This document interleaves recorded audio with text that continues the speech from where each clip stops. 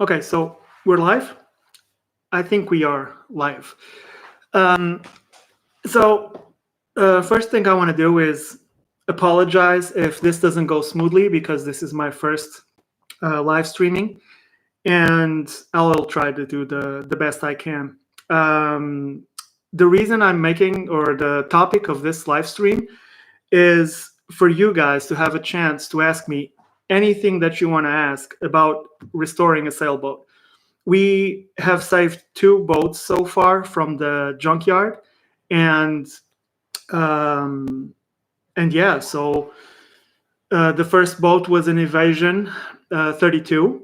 It took us 60 days to get that boat back in the water.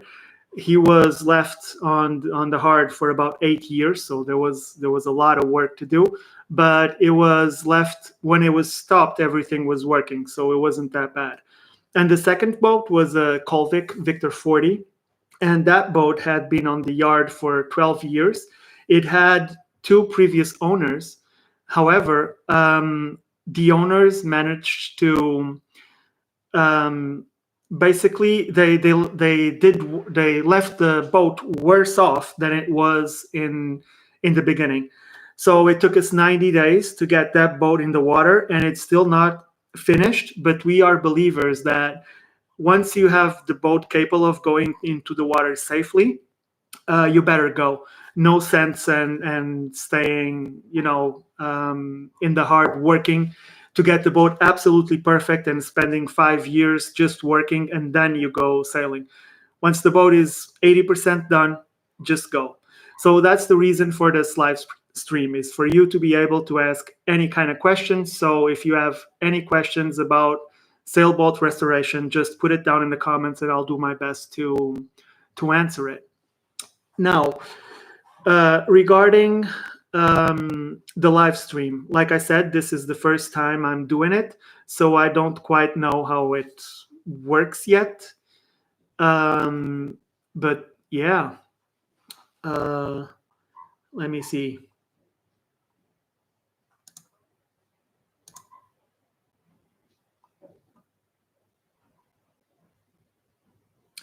Is the sound working? Yeah, it's working. I can see here it's working.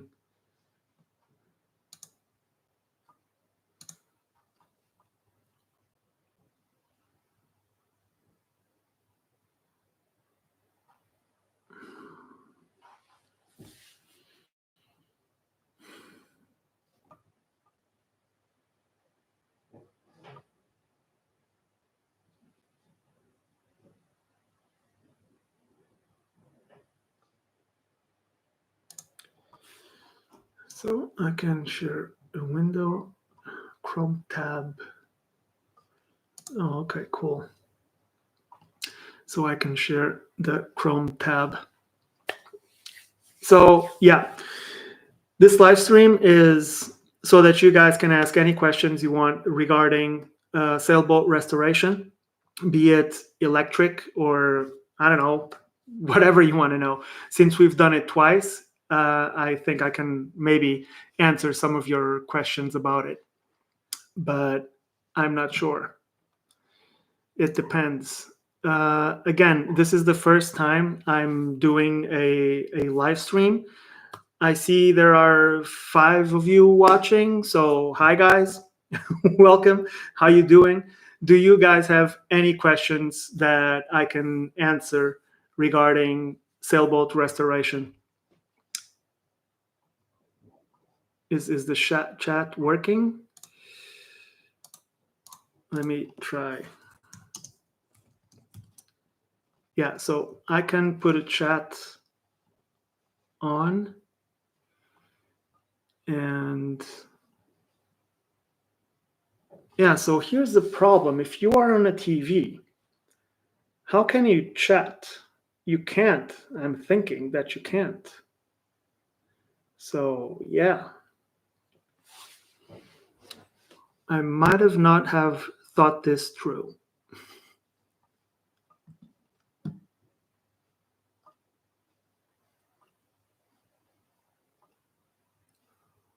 I might have to restart this whole thing because this Is the sound working? I am not sure.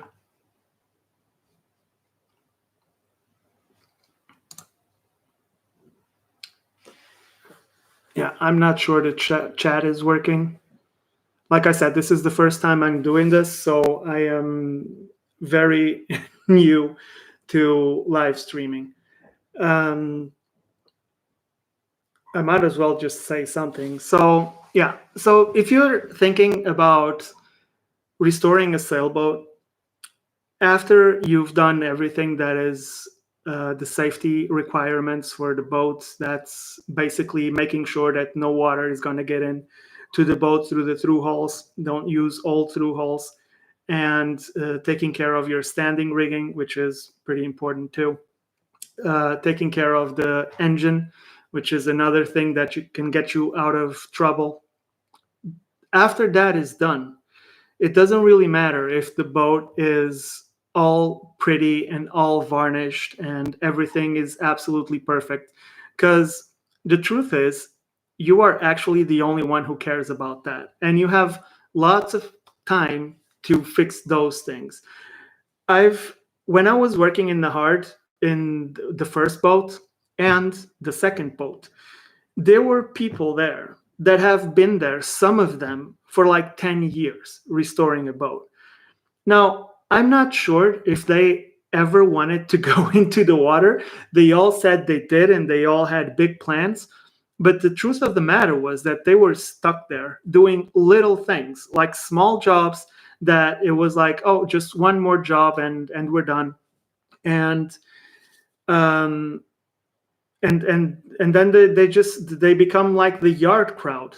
Everyone is a family, it's very nice, and people, they make barbecues, but they are never leaving, and it's very easy to become addicted to this mindset and to being on the yard. And there were a few times where we spoke to people that were in the yard for a long time, and you can clearly see that although they had the dream to go and put the boat in the water and just, start sailing, there was something about it that was weird. Like they didn't like they wanted to go, but they had no real plan on actually going and started sailing. And like I said, it's easy to fall into that mindset.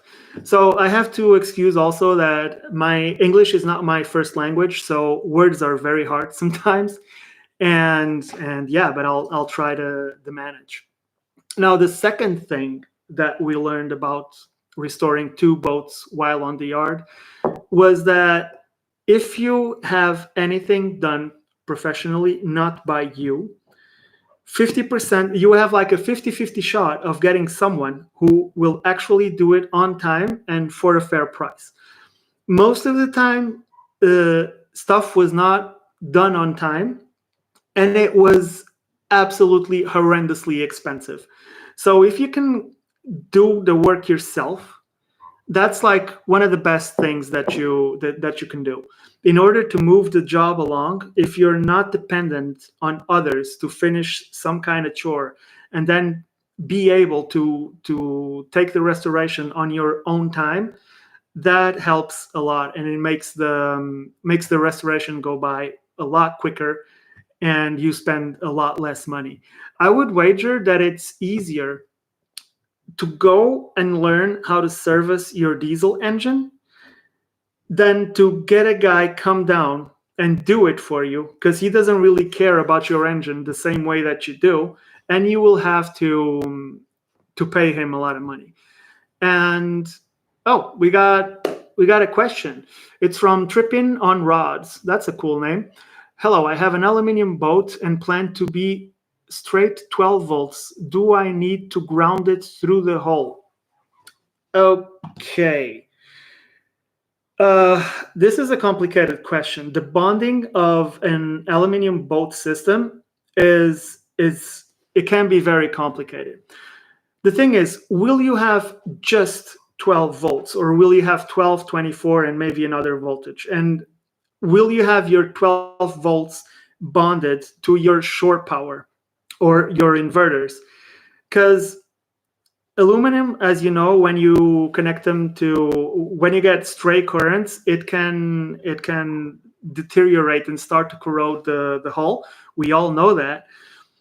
But the best thing that you can do is to buy the devices that detect stray currents. So you're basically safe from any stray currents, be it in your marina or from your own 12-volt system. Now, me personally, you should check what Nigel Calder has to say about this in his book. But me personally, if it's just 12 volts, I would not bond it to the hull.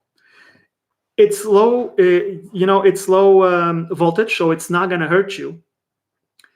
And because it's not going to hurt you, if you have the system floating and you make sure it's not touching the hull anywhere, you are probably fine, and you are probably better off. Now, you need to take care of one thing, which is you're going to have a 12-volt house bank, and you're probably going to have a 12-volt battery for your engine. If those two batteries are connected, your engine, at some point in your engine, it might have conductivity to the hull. The negative of your engine might be grounded to the hull, and then your whole system will be grounded to the hull. So again, you will need some kind of system to tell that you do not have stray current in your hull. But I'll be honest with you, I'm not the best person to ask that question, because both our boats are fiberglass and we don't have such issues.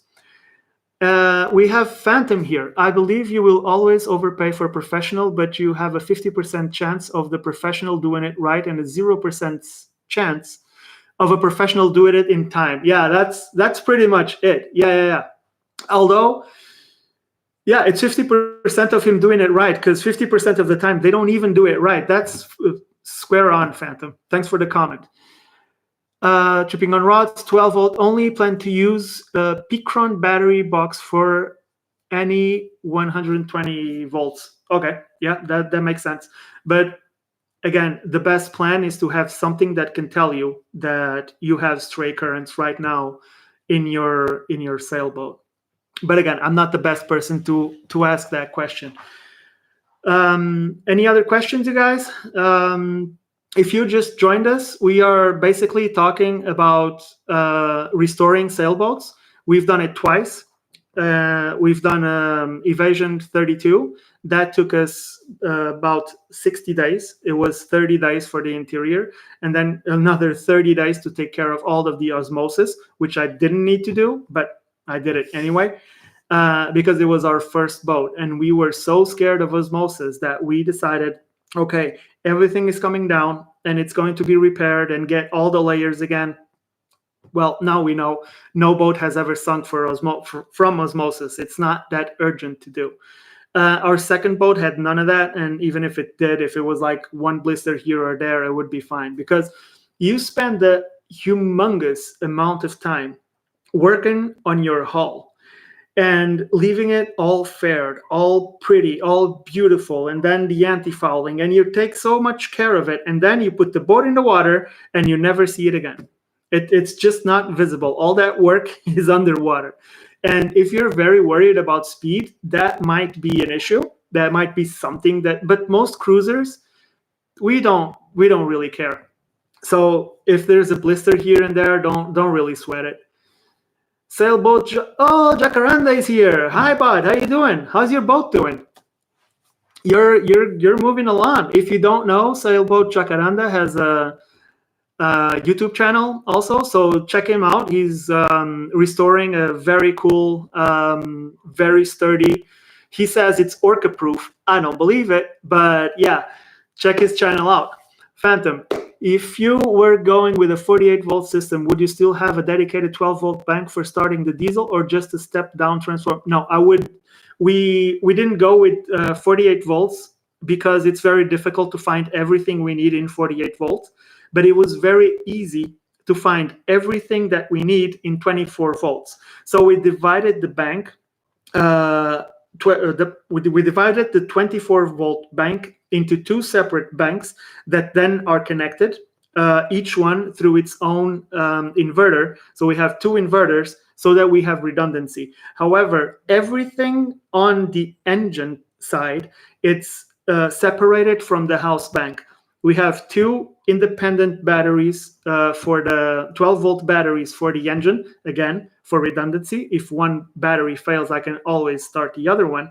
And then what we have is a separate alternator, not the engine alternator, separate alternator that produces 28 volts. And that one we can use to charge the house bank if we are motoring along. But that way, we do not bridge the contacts between the 12-volt system and the 24-volt system. Now, all of the instruments that you can buy are basically 12-volt system. B&G, Raymarine, all of that is 12 volt. So what we did was we got a Victron step-down transformer or DC to DC isolation box that converts the 24 volts into 12 volts just for the instrumentation. And we got two of them. One of them is in the box in case one of them fails. So that's how we did it. I don't think you can reliably start an engine from a step-down transformer from 48 to 12 volts. You will always need to have some kind of battery there, because when you crank the engine, that sucker takes like 600, 800 amps if it's a big diesel just to turn over. So you need a battery that is capable of producing that cold cranking amps so that you can start your engine. Yeah, any more questions? Jacaranda, how is your boat doing? I saw the latest video and tracking appreciated.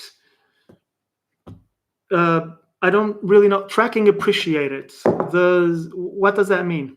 I'm sorry. English is not my first language, so sometimes these words, tracking appreciated. Does it mean that you are watching the live stream and you appreciate the answer? Is that it? I don't know. Just put another comment, man. I'm sorry. Anyway.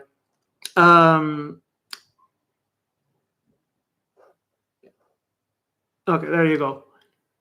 Understood. I appreciate your advice. Thank you so much. I'm sorry. So when people say tracking, it means I got it. Good. I'm always learning. This is awesome. I may need to rescind my Orca claim. Those fellas are big.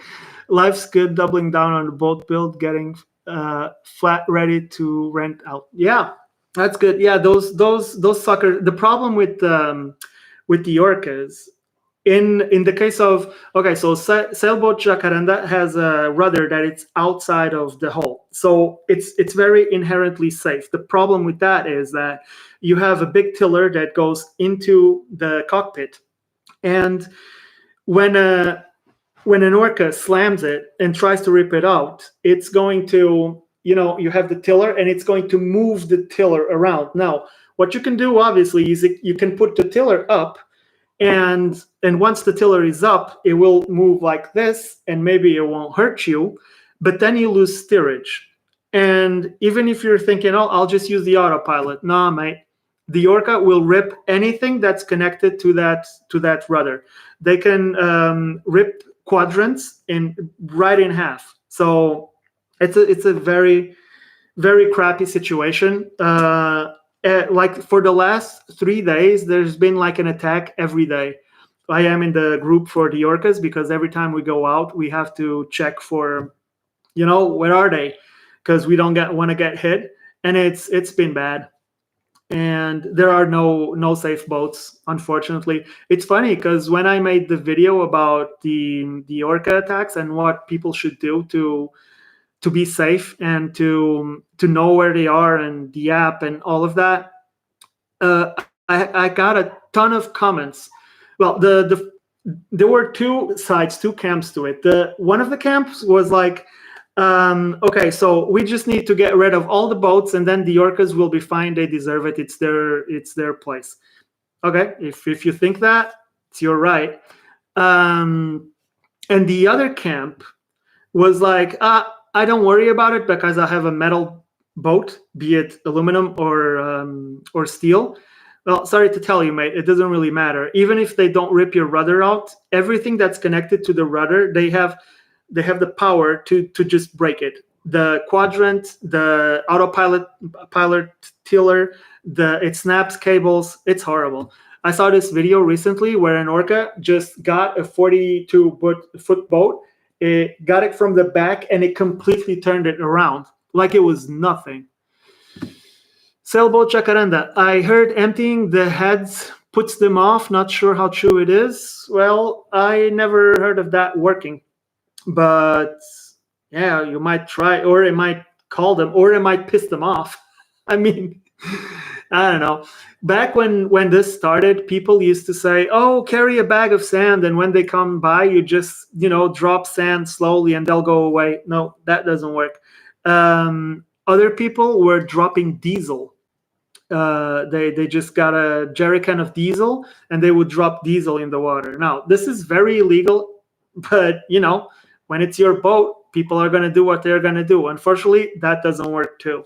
The other thing that they said was completely stop, turn off all your gear, stop making noise. Now, that really didn't work, because what happens is, as the orcas interact with the boat or attack the boat, the individuals that are doing this are the juvenile individuals, and because most of the orcas, the adults, they don't give a crap about the boat. So these juvenile individuals, and Gladys, which is an adult, but she's the one who started all this, they come after the boat and they start interacting with the boat and the rudder. And if you stop, they'll just keep playing with the rudder until the rudder is gone. If you go away, you have a chance to get some distance between you and the main group. And once you get far enough away, the orcas will basically just give up on the boat and go back to the juveniles, will go back to the main group because they don't want to get separated. So what you need to do is go full steam ahead. Preferably, if you're close to shore, go directly to shore, because after a while when they don't have enough depth, they give up and they go back. If you're very far away from shore, just go with the wind, so you go as fast as you can and you have the most chance to escape without damage. I'm sorry, I need to drink a little bit of water.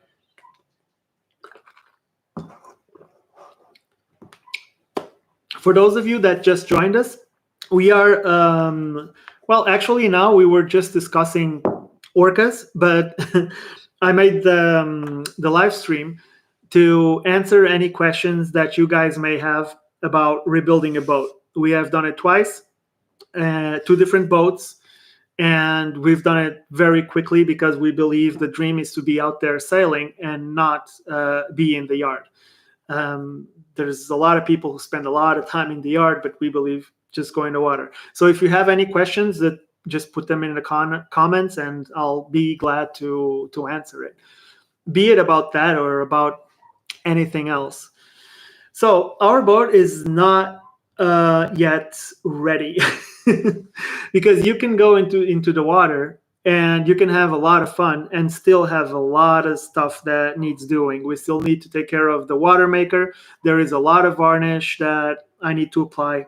But in case you don't know, we're a family of 4, and one of the things that I can do, or that I like to do, because I don't like people in large quantities that much, is that when we get to like a beach and my wife wants to go to the beach and take the kids, I stay aboard and I take that time to varnish something in the boat, or I'll just pick a chore. I have all the tools on board and I'll just fix something, while they're at the beach. And that way, even though you're traveling, you're having fun, you are still getting the boat, fixed and moving along.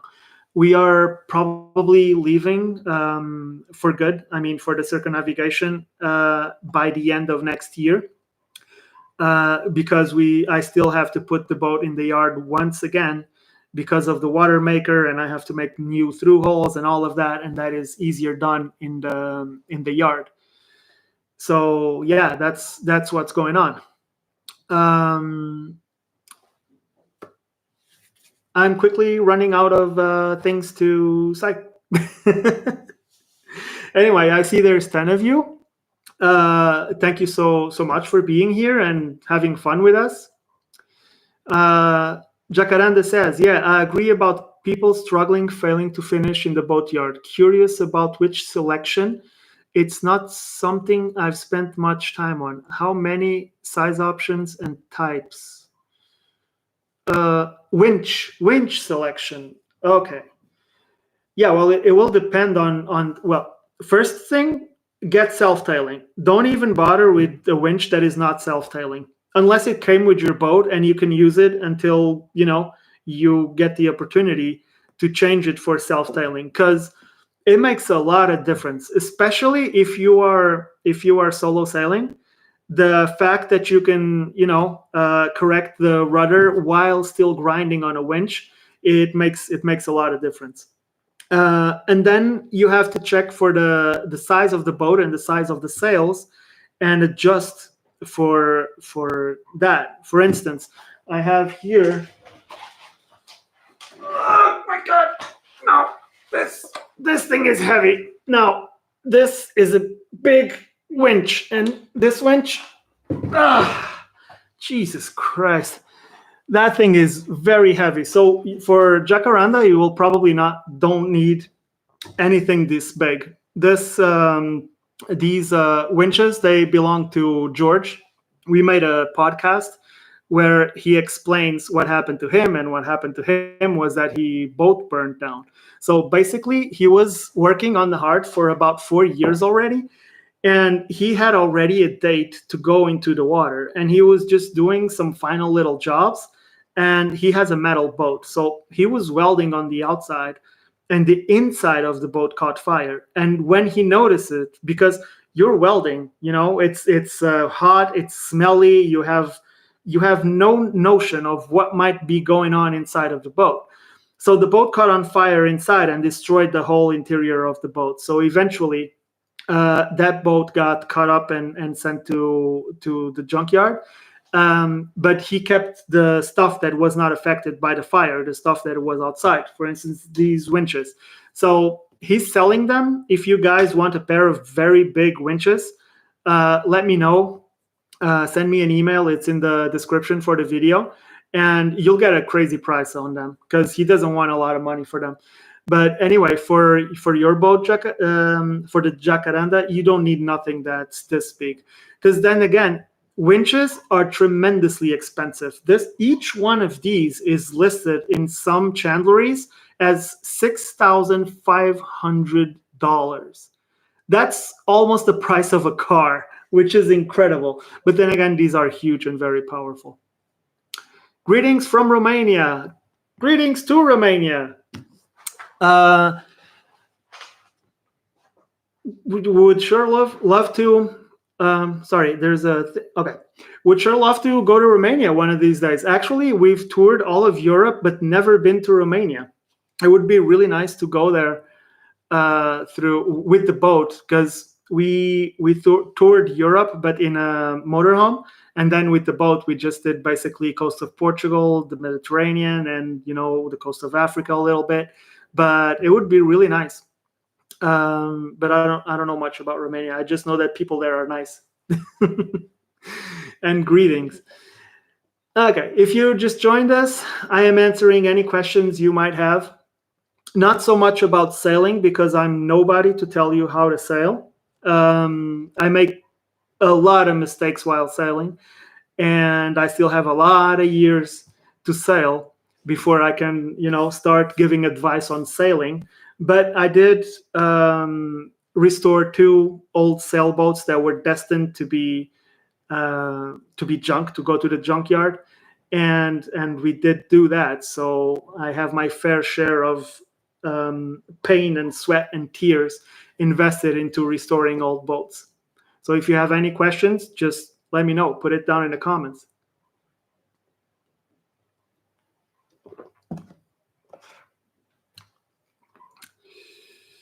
Jacaranda says, Three, defo go for self-tailing. Yeah, definitely go for self-tailing.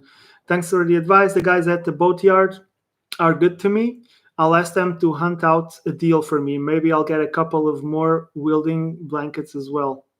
Welding blankets as well. Yeah. Yeah.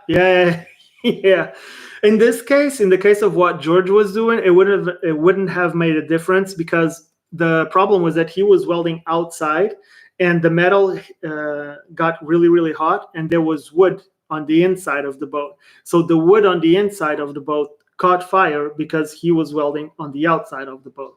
It was terrible. He was in a bad place for a while, but now he already has a new boat and he's already almost crossing the Atlantic.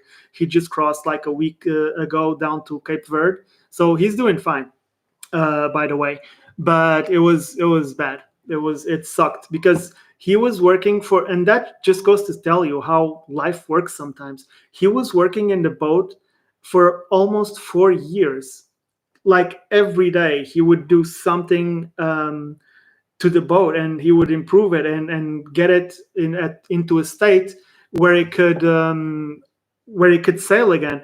And it just goes to show you that he wasn't even one of those who's gonna stay forever in the yard. He already had the date to go into the water. He had a car while he was working in the yard. He had already given the car away to a family that needed a car because he was leaving. He gave the car away, and then he's all burnt down, and he was left with nothing. It sucked. I had a motorhome at the time, which I still do. I still have that motorhome, but I went there and I told him, look, while you don't have a place to stay, just stay in our motorhome. And he did for a while, and then he got a new boat, and now he's fine. So one can recover from everything. Time cures everything, right? I think that's the gist of it. Tripping in rods. I would like to replace my rigging with Dyneema rope. I haven't seen any videos about this from you. Yeah, there's a reason. Okay, so here's my problem with Dyneema rope. You guys know the sailing channel, the Rigging Doctor? You guys probably know it. If you're watching my channel, he's way bigger than me, so you guys probably know it. He replaced his rigging with Dyneema, and Dyneema has advantages, and one of the advantages is that you can have a roll of Dyneema and you can replace basically all of the rigging yourself. But that's basically it. That's it. There are no more advantages on Dyneema rigging. I'll tell you one of the biggest issues. There are two big issues with Dyneema rigging. Okay, so the first is it stretches a lot with heat, and it contracts with the cold. So there is this one episode from the Sailing Doctor where he says, we are not going to sail today because today is too hot and our rigging is too loose. So we would have to tighten the rigging. But tomorrow is going to be a cold day, and if I tighten the rigging today, it will be way too tight tomorrow, and then I will have to undo what I just did today. Now, if you have a boat where you have this limitation, I don't think it's a good thing. The other huge problem with Dyneema is, okay, so let's say, let me get a wire. Let's say you have a wire like this, and the wire is hanging. If you touch it with, sorry, I'm getting props here. I'm getting props. I have this. So you have a wire and it's loose. If you touch it with something sharp, absolutely nothing happens. But if you tension this wire, it doesn't matter if it's Dyneema or whatever it is. If you tension this wire and then, imagine this wire is tensioned, and then you just barely touch it with something sharp, you're cutting that stay. It just cuts through like butter. It's ridiculous. And we are always pulling things up and down from the boat, anchors, dinghies, stand-up paddles, all of this stuff. And it might happen that you hit your stay that is in tension with, I don't know, let's say your outboard, for instance. For some reason, you're pulling on the outboard, something goes wrong, and you touch with your propeller, you're just cutting a little bit of that stay. So in my opinion, I would not go for Dyneema rigging. What I would do, and I haven't yet, but I am doing this. I'm adding Dyneema to my rigging, but it's as a fail-safe. What I mean by this is, in our boat, all the rigging is tail lock. So I can have a roll of just the 19 by 1 rigging, the wire, and I can replace it if I need to replace it. I just need to unbuckle the stay lock and then buckle it again and tension it, and it will be fine. What I want to add Dyneema for is as a doubling of the rigging. So you have your mast, you have your shrouds coming down. They are stainless steel. Now imagine adding another Dyneema rigging that is not under tension. It's just a little bit tensioned, and it's on the outside. Now, this will give you the chance that if one of your stays breaks for some ungodly reason, maybe the Dyneema will take up the load and hold your mast in place. At least that's what I wish happened. We have 2 backstays, independent, and our both masts are independently rigged, so we are fine. Even if we lose one, we'll keep the other. They have no triadic, so that's fine. Then again, Dyneema rigging can be much cheaper than regular stainless steel rigging. But yeah, I don't know. When I listened to the rigging doctor when I was doing my first boat, and I was actually interested in the Dyneema rigging. And what I came to realize is that it's mostly for racing. If you are cruising, I don't think it's a very good idea. Anyway, I hope this answers your question. And do ask for a second opinion, because I'm just an idiot on the internet. So there's a good chance I have no idea what I'm talking about. Okay. But yeah, that's how I see it. It's fairly weak, and it has the tensioning issue. Okay, if you guys just got here, we are answering questions about refitting a boat. I've done it twice, to a 32-foot boat and to a 42-foot boat. We've done it fairly quickly because we believe in going sailing and going to have fun. However, our boat is not yet ready. There is still a lot of varnish to add, but it's good enough for us to have fun, and I can go and do stuff as I cruise.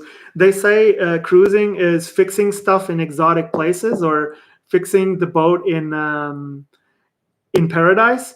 Yeah, it might be. Well, it beats fixing the boat in the yard. So, because the yard is nasty, it's full of fiberglass, grind, dust, and oh man, I don't like the yard at all. As soon as we get into the yard, I start working like crazy. I get into the boat and I work from sunrise to sundown.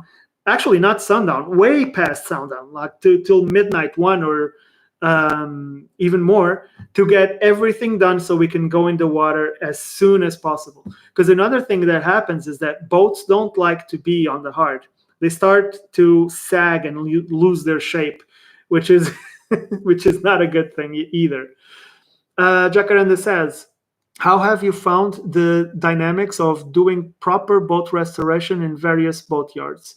Have you found much difference between different boat yards? Any notable changes? Yeah, there were big changes and big differences in the different boat yards. So the first boat was done in a boat yard in Seychelles, and you can work there absolutely fine. They have electricity points, so you can connect your power tools, and it's a place where you can work on your own boat. And the second boat, the place where we bought it, it's not a fixing yard.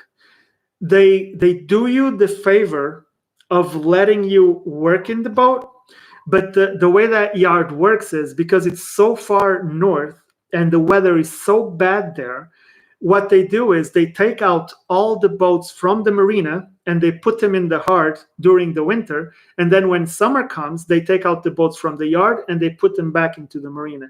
So what was constantly happening was that I would go and ask the foreman for electricity, and I would connect the electricity, and then another guy would come like from the yard and would look at the cable and would just disconnect the power. And then I would have to go and talk with him and explain my situation. I'm just fixing up the boat so I can leave. And the problem there was that they have 2 or 3 professional boat builders there, and they don't like it when you do your own work. They want the professional guys to do the work. You know why? It's money. It's always like that. It's always something. However, they were very nice. They understood my situation. I told them I will be as quick as possible. The first week they didn't believe me. They thought I was going to be there for years, given the state of the boat.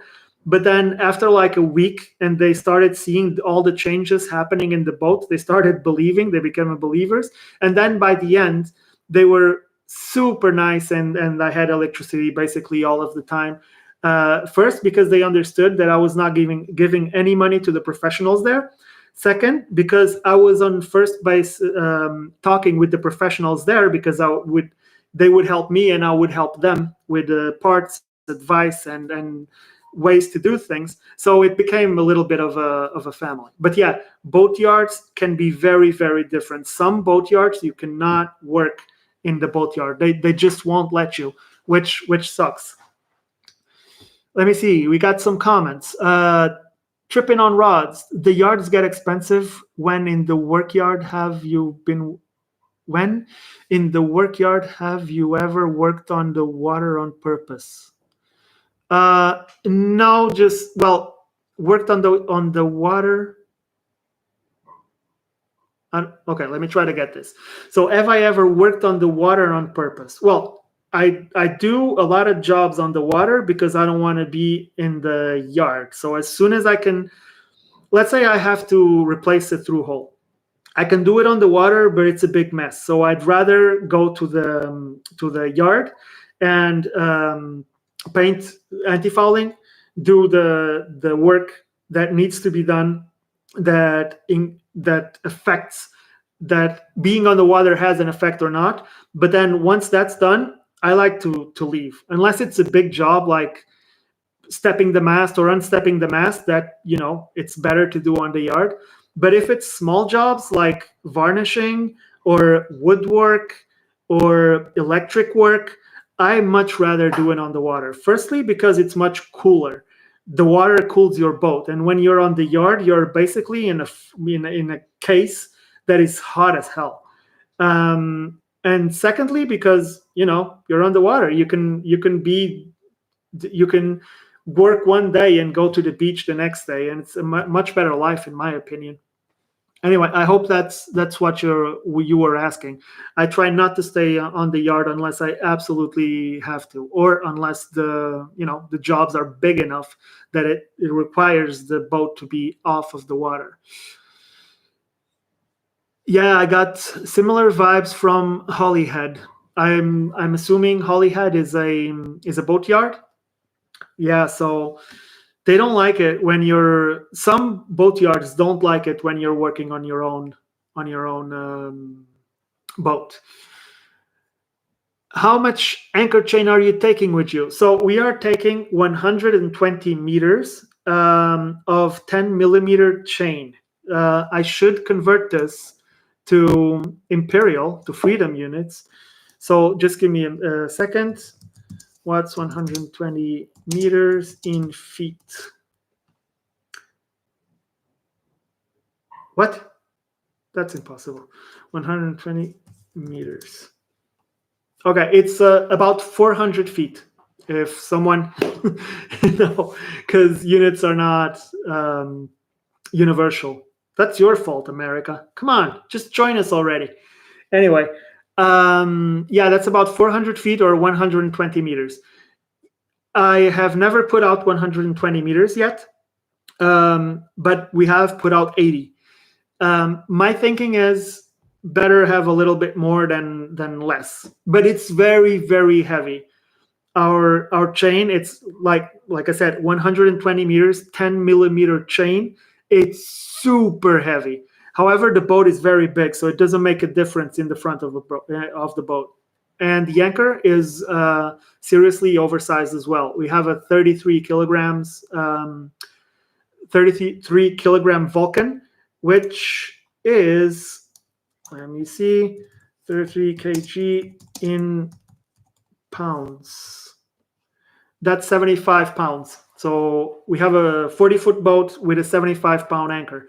Because the way I see it, the bigger the anchor, the better. Anyway. Oof, that's a lot of chain. Yeah, 10 millimeters. Yeah, it's a lot of chain. But one of the things that you need to realize is that it's not just your anchor that's doing the holding power. If you put out like 50 meters of chain, you can try this in the yard. Put out 50 meters of chain in the ground and then try to pull it. It's almost impossible because the drag of the chain in the ground helps to hold your boat in place as well. And the more chain you have, the bigger the catenary action you can have. That is when the chain, straightens. The bigger the catenary action you can have without pulling the anchor in an upward motion. You want to always pull the anchor towards the seabed. So having a little bit more chain is better. Some people have, like, I don't know, 60 meters of chain and then the rest of road.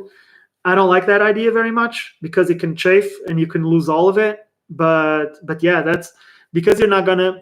Most of the times we use like 30 meters, 30, 40 meters of chain. So most of the times you're fine. The issue comes when you go into a place where you get like, okay, tonight we're gonna have 40 knots of wind. That's when you want to have like a big anchor and a huge amount of chain so you can sleep, better. We have Joss Fink. Hey, how you doing? What's your thoughts on a 51 Morgan out island with the swing keel? And can you encapsulate the swing keel because it already draws 5.5 feet? Well, I like Morgans, and they are super well built. I've been on a few on the yard, and they are super well built. Now, let me check this boat out. It's a 51 Morgan.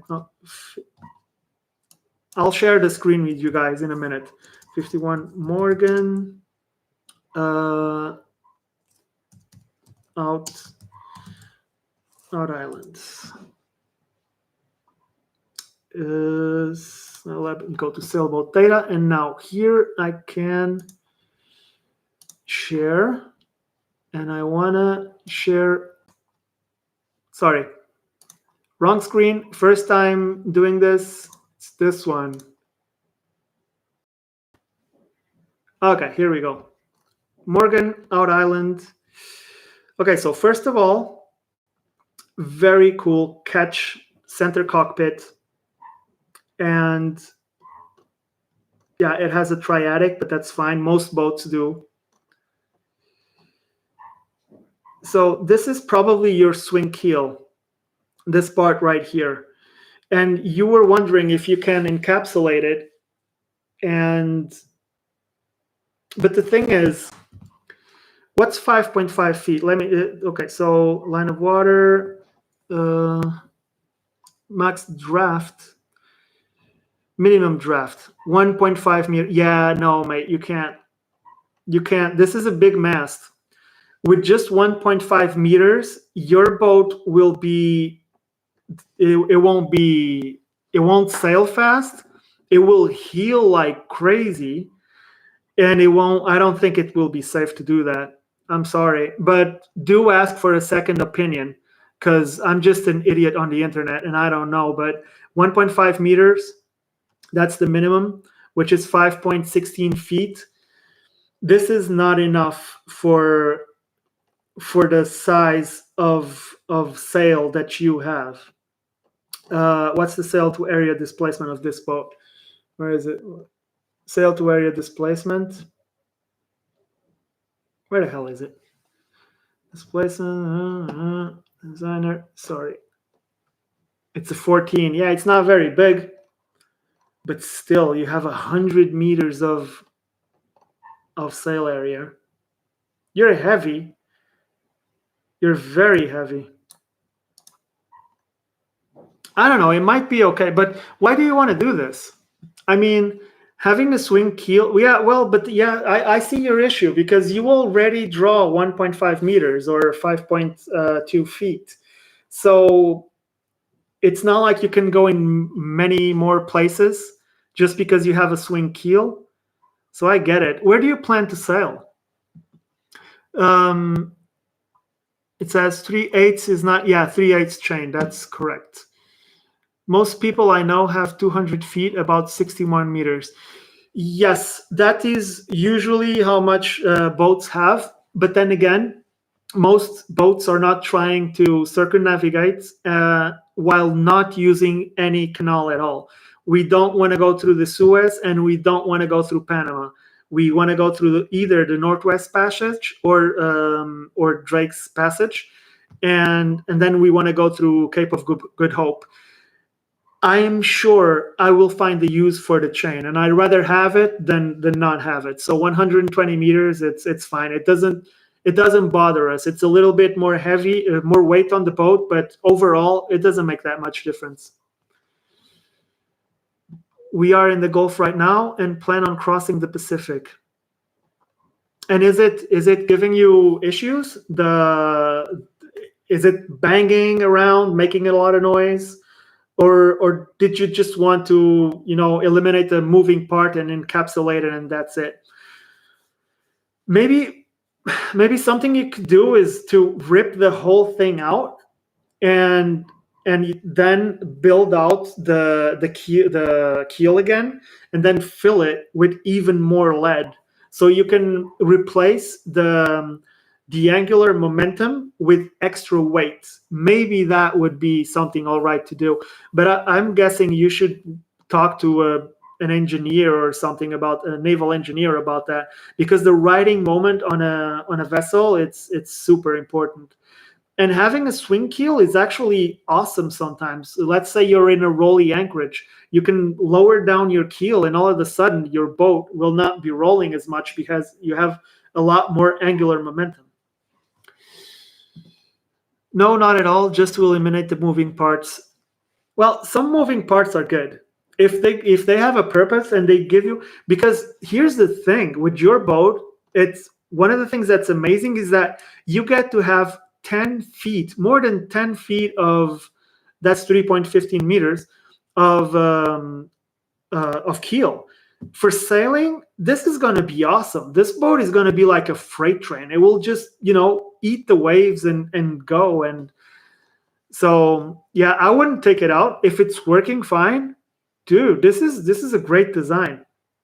And you have this keel with the rudder hanging on the keel. This is this very strong boat. Like I said, I love Morgans. I've been in a couple in the yard, and their hulls were like an inch thick. They're very cool boats. Yeah, it works great. So dude, just keep it. It's an asset. If it works great, when it's you don't even need to use it. I mean, just leave it as it is and use it when you need to. Will eliminating the extra length of the keel affect upwind performance? Well, you might gain or you might lose. It depends on what type of keel you will have then, because we all know that long keels track really amazing on the water. They track really good because it's a long keel, but then the upwind performance is not very good because of all of the wetted surface. So you lose speed and you lose upwind performance. There's a balance in there somewhere where you have a good tracking and not a lot of leeway, and you don't have too much water wetted surface. Sorry, again, English is not my first language. It's difficult for me sometimes. Words are hard, man. Okay. We are a family of 4 ourselves. Oh, cool. Nice to know. It's so you're in the Gulf. Yeah, you'll probably finish way before us. Because yeah, before we reach the Gulf, it's gonna be no, wait, you're in the Gulf. that means you're going through the Panama next to go to the Pacific. Why not go up and come to this side first? I don't know. It's just it seems that sailing the Atlantic is much easier, and well, maybe you have a lot of experience sailing, and then that's fine. But if you're just starting out, maybe you could go up to the Bahamas and then the Azores, and then cross over to this side, do the Mediterranean, where it's a little bit safer than going into the Pacific already. But yeah, you have the boat for it, so yeah, just go. It's fine. It's just crossing the canals is so expensive, and they need you to have specialized crew. For instance, my kids cannot be crew because they are not of age, and you need to rent the lines, and it's a whole thing. Well, for those of you who just joined us, we are talking about restoring sailboats, and well, basically now we are just talking about sailboats in general. But any questions you might have, just put them down in the chat, and I'll answer the best I can. If I know what I'm talking about. If I don't know what I'm talking about, I'll just tell you I don't know about that. But yeah, this Morgan is actually awesome, and you have here, yeah, a nice aft cabin. Yeah, that's very cool. Very cool boat, and big too. It's very cool. Okay, so let me get out of this. I'll do it like touch this, and yeah, there I go. I'm back. I'm getting the hang of it. Anyway, guys, we are approaching an hour of streaming. It was really fun. It was my first time. I hope I didn't mess up too much, but yeah. Any more questions you guys have? You guys can ask now, because we are getting ready to go to the pub. Yeah.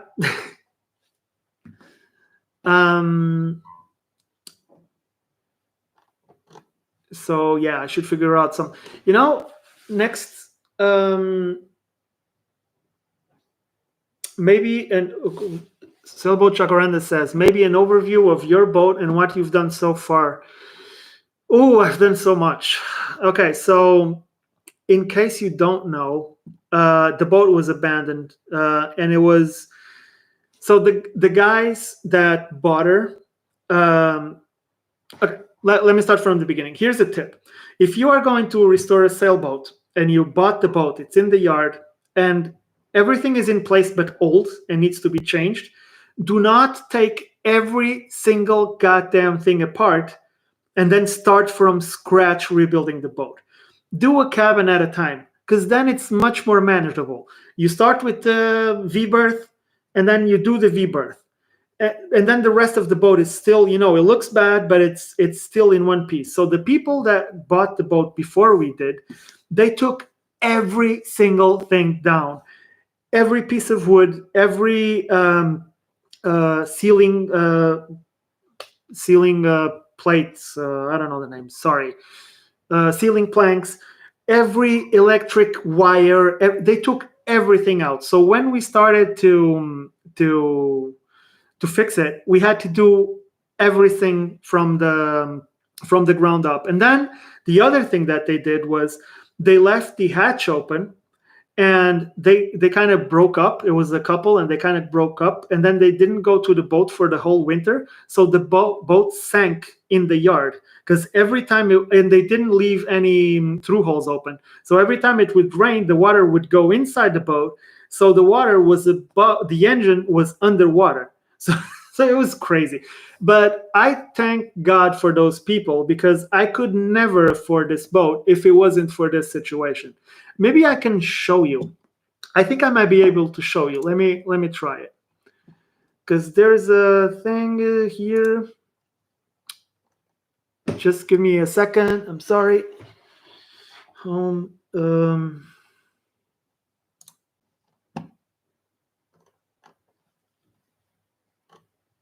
I'm trying to find something here.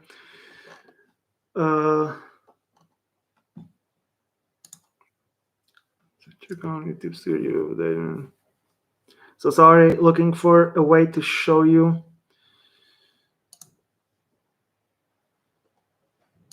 fuel here. Okay, so it's probably here somewhere. I'm almost there. Okay, I found it. Uh-oh. What did I do? Okay. So now I will share this. So I am trying to play a video. I don't know how well this will work, but yeah, there you go. I don't know how well you can see it, but basically the boat was in this state when we found it.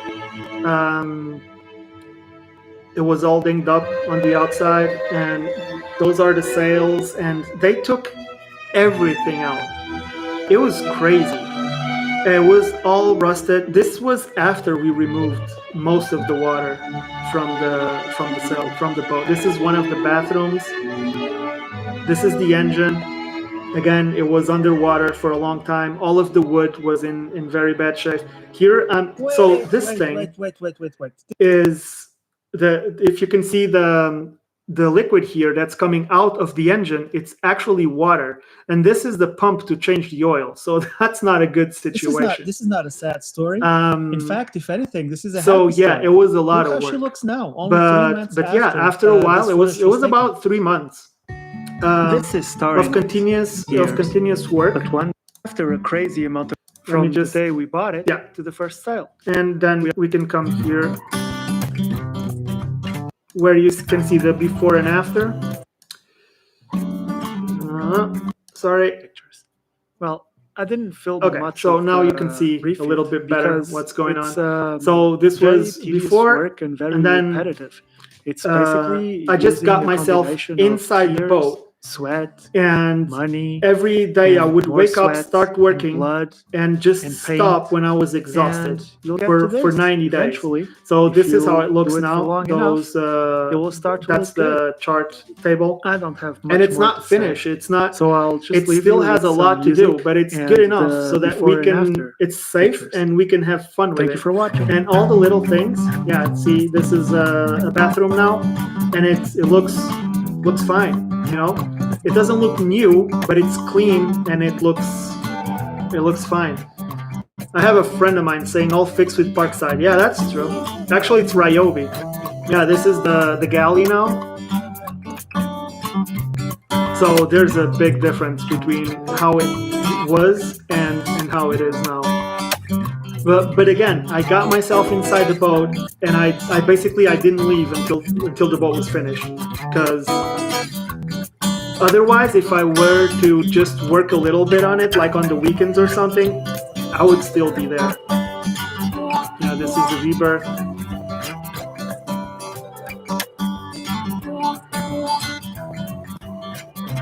Yeah. Jacaranda says, proper hard graph. Well done. Thank you. 90 days is my target. 90 days is my target, sort of. Yeah, that 90 days, it's a very achievable target. If you have the time, well, it's not just the time, actually. It's also the money. You spend a lot of money doing this. Because even the small things, they are, if you add them all up, it just, 316 stainless steel bolts. When you have like 1 million of them, it gets to be really expensive. So, yeah. Yeah, but yeah, this is the aft cabin. There was water in there as well, and now it looks like this. So I hope this shows you as well that you can do it. I'm nothing special, and I did it. Look at how they took everything off. The boat was a mess, and now it looks fine. A little bit of paint, a little bit of varnish, some textiles, and you're golden. Then the other thing you need to take care of is all of the systems, but that's another matter.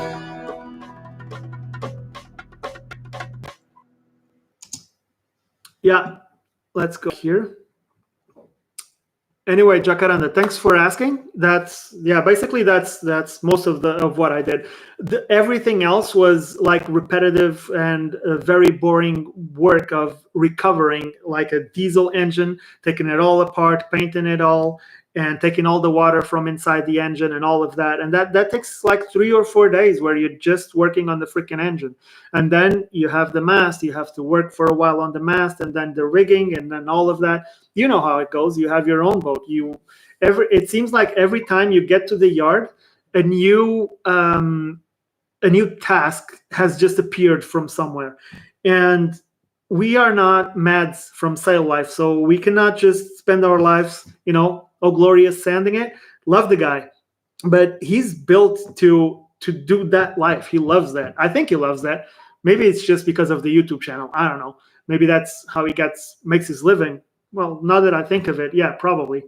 When he goes sailing, his views go way down. So, but anyway, he said like when they bought the catamaran, which name now they just named it, it's Spiffy. When they bought the catamaran, he said this is going to be like an 8-year project. Dude, I wouldn't spend a year in the yard, let alone 8 years. But then again, he has other motivations probably, and I love the guy. I'm not dissing him. Okay, don't take me wrong. How the style hold up with the boat flex looks nice. Yeah, that tile was there since the beginning.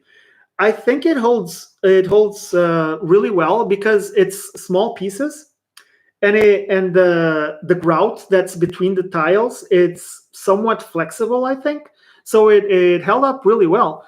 Well, it didn't held very well on one place where I screwed a screw in from the backside, and there was tile on this side, and the screw, just popped a little bit of tile. But I just got a little bit of grout and put it back together. I don't love it because it seems to me like it's wasteful extra weight, but it's easy to clean. It looks all right. And it's there now, so I'm not going to take it away just because I don't love it, and I'm not crazy about weight. So, but yeah, the tile held all right, and we have tile in the bathroom, in the head, and in the galley. I was going to say kitchen. I don't know. Can you call, if you have a galley that has a dedicated space for you to eat that is separate from your saloon, can you call it a kitchen? I don't know. The jury is out on that one. We have Bruno here saying Lidl is king. Yes, it is. Lidl will provide. We have a saying that is Lidl will provide because sooner or later they will have exactly what you need. Yeah, 8 years. Yeah. They are expecting to spend 8 years fixing the catamaran up. Actually, he spent like 7 years on Athena, and Athena is a much smaller boat. So, but you have to understand it's their life. I mean, they fix boats on YouTube, so you got to be fixing a boat, right? Might as well spend the next 8 years fixing the boat and getting the views. I've once read a really funny comment on one of our videos, and this dude, he said like, I love what's their name of the channel is Sail. I love Meds for the way they work, but I wouldn't touch the way they sailed with a 10-foot pole, because when they transitioned from fixing the boat and going sailing the boat, it was a little bit of a hard time for them. Anyway, but I love those guys to death. Guys, it's been 1 hour 10 minutes. Any other questions you guys would like to have answered? If I know what I'm talking about. If I don't, I will say I don't. And then we'll just end it, and we'll all go to the pub. Is that okay with you guys? Yeah. Anyway, I would like to ask Bruno here. What boat do you have? What do you think of sailboats? What is your favorite sailboat? Jacaranda, very cool, man. Thanks for the live stream. Went great. Yeah, a little bit iffy, but yeah, I'm trying. Tripping on rods. I had fun. Thanks. Thank you guys for watching. Thank you for being here. You guys could have been doing anything way better than this, but you've been here, so thank you so much for watching. It's 5 o'clock somewhere. Yeah, it sure is. It must be. Actually, Yeah. I think it's time. Okay. Guys, thank you so much for watching. The channel has reached 5,000 subscribers, which is incredible, and I thank all of you for it. It's amazing. It's a journey, and I hope to do more of these. And yeah, if you have any questions anytime, just go on to one of my videos and put a comment, and I'll try to answer all of them. There are some videos that get crazy amounts of comments, and I can't get to them all, but most of them I can reply. So taking Josh Fink's idea, it's 5 o'clock somewhere. Let's go. 5 o'clock. Cheers, guys. See you next time. Okay, so how do I do this thing where I turn it off? There you go. Yes. There you go.